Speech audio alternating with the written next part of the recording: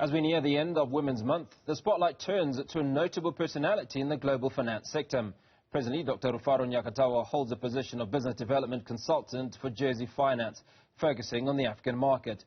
Her distinguished career is marked by a resolute dedication to instigating profound change, evident in her endeavours to reshape the financial landscape of Africa, foster gender empowerment and ignite the aspirations of the next generation.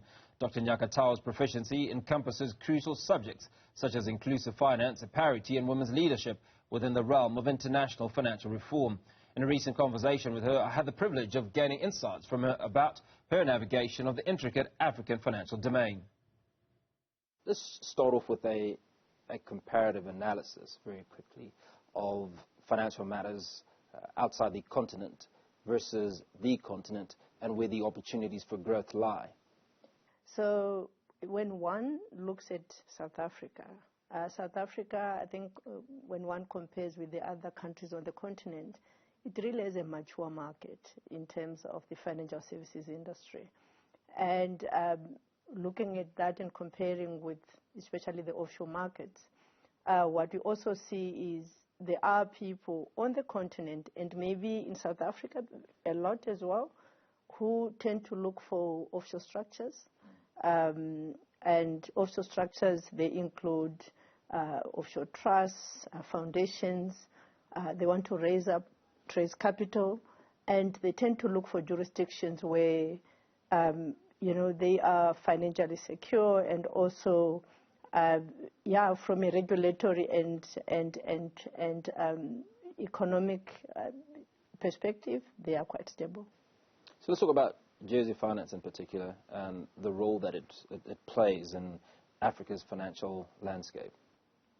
Yeah, so I have been in Africa for quite a long time, and I must say I've spent lots of time on the continent as well, West Africa, East Africa, and at the moment I am representing Jersey Finance in South Africa. So Jersey is an international finance center. What it really offers, especially to the African market, is a neutral jurisdiction where, for those that want to raise capital, they can easily set up offshore structures in Jersey and be able to attract capital, right? And also for those that are looking at diversification, it's a very beautiful space where there's a very deep financial infrastructure, especially for those that want to set up offshore structures and trusts, investments, with a lot of expertise globally that is actually centered in Jersey. Now, women's leadership has been identified as a force of transformative change in the financial landscape. What are the characteristics of women leadership that would lead to this statement being made? If we look at a woman, even in the rural areas, they make sure that the household functions.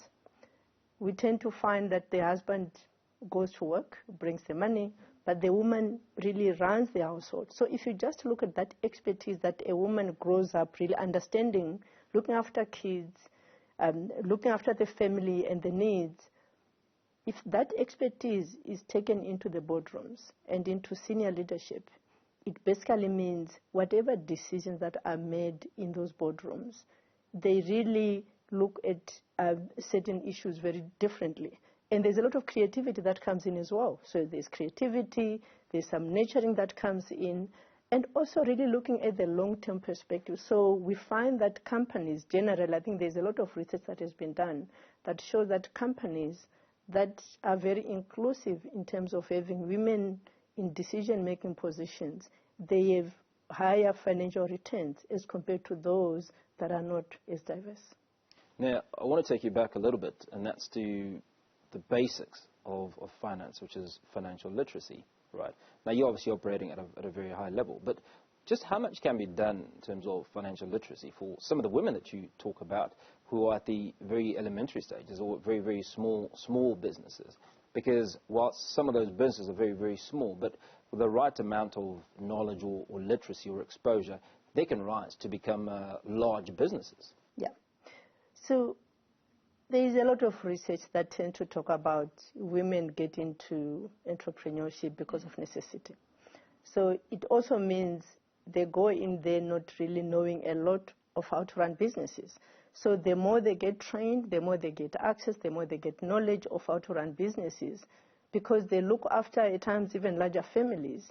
They tend to be very diligent in how they do it. So from a literacy perspective, it's quite important for organizations, especially for those that want to give back, to find platforms where they can help women with leadership skills, financial skills, being able to run businesses, and even at times even just creating platforms to inspire women to learn from those that have done it, to know that it can actually be done. Now let's talk about young women in finance. Yep. If you were to give some advice on how they can make strides in the financial services sector, what would those 1, 2, or 3 tips be? It's actually interesting because the past 2 weeks we were running some women in leadership events in South Africa. We had one in Johannesburg and another one in Cape Town. And these were platforms where we invited women that have made it in life to come and speak to women in the industry, but also for those that still want to get to the top and to learn the tips. And what was quite clear in those discussions, even from myself as well, is generally women, if you look at it from a cultural perspective, we are not brought up to be leaders because we are supposed to conform to some African way of doing things. I'm just commenting about African women generally. And but if you look at those that tend to grow up in the cities, they are lucky because they go to some of these, at times, multiracial schools where they learn to be confident in the boardrooms.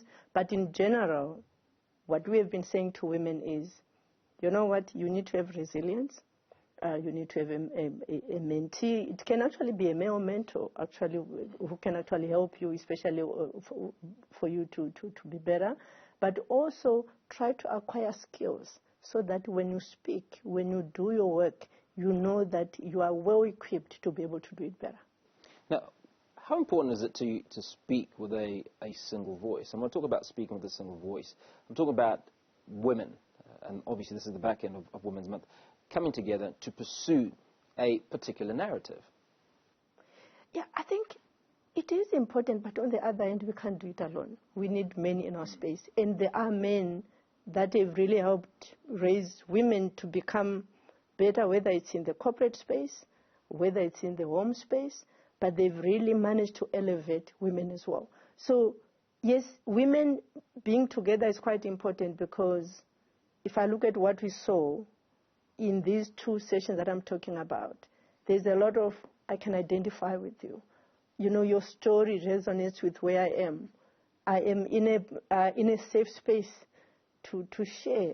And also for the others, it's more like I can actually learn from someone who's done it.